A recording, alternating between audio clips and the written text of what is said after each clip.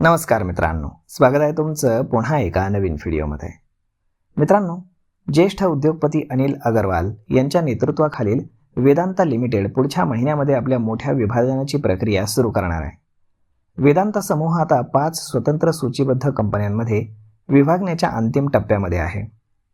या निर्णयाचा मुख्य उद्देश समूहावरील मोठं कर्ज कमी करणं आणि प्रत्येक व्यवसायाचं मूल्य वाढवणं म्हणजेच व्हॅल्यू अनलॉकिंग करणं हा आहे.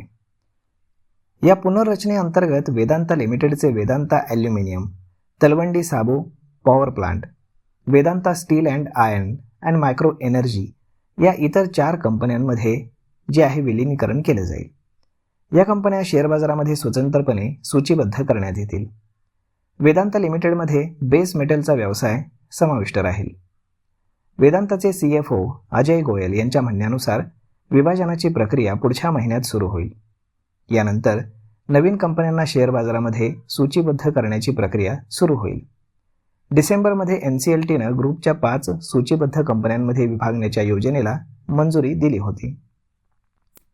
तर मग आता पुनर्रचनेनंतर वेदांता लिमिटेडच्या सध्याच्या रचनेमध्ये मोठा बदल होईल आणि 5 नवीन कंपन्या तयार होतील. यामध्ये सर्वात पहिली कंपनी असेल वेदांता लिमिटेड. यामध्ये बेस मेटल जसं की जस्त, शिस, चांदी आणि हिंदुस्तान झिंकमध्ये त्यांची हिस्सेदारी राहील. पुढची कंपनी असेल वेदांता ॲल्युमिनियम. यामध्ये पूर्णपणे ॲल्युमिनियमचा व्यवसाय असेल. त्यानंतर पुढची कंपनी असेल वेदांता ऑइल अँड गॅस.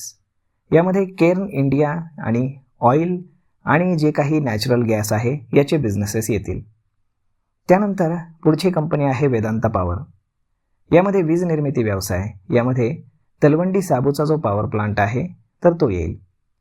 आता पुढची कंपनी आहे वेदांता स्टील अँड आयर्न. यामध्ये लोह आणि पोलाद क्षेत्रातील सर्व बिझनेस त्याच्या अंडर येईल. तर जानेवारीच्याच एका मुलाखतीमध्ये कंपनीचे CFO अजय गोयल म्हणाले होते की वेदांताचे या 4 नवीन कंपन्यांमध्ये मे महिन्याच्या मध्यापर्यंत भारतीय शेअर बाजारामध्ये सूचीबद्ध करण्याचं उद्दिष्ट आहे.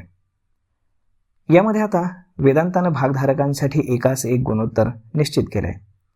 याचा अर्थ तुमच्याकडे वेदांता लिमिटेडचा 1 शेअर असेल तर डीमर्जर नंतर तुमच्याकडे 5 वेगवेगळ्या कंपन्यांचे शेअर्स येतील.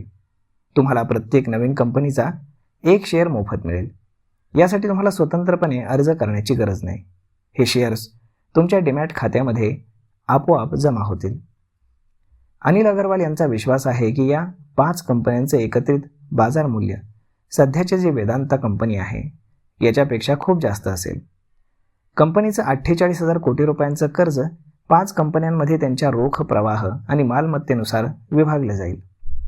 अनिल अगरवाल यांनी गुंतवणूकदारांना आश्वासन दिलं आहे की कंपन्यांच्या विभाजनानंतर देखील लाभांश देण्याची परंपरा कायम ठेवण्यात येईल. तर मग मित्रांनो, अशा पद्धतीनं आता वेदांताचं डिमर्जर होणार आहे आणि वेगवेगळ्या 5 कंपन्या नवीन तयार होणार आहेत. तर मग हा व्हिडिओ, ही माहिती तुम्हाला कशी वाटली हे तुम्ही आम्हाला कमेंट करून नक्कीच सांगा. आणि जर आवडली असेल तर आपल्या जवळच्या मित्रमंडळींसोबत देखील हा व्हिडिओ तुम्ही शेअर करायला विसरू नका. धन्यवाद.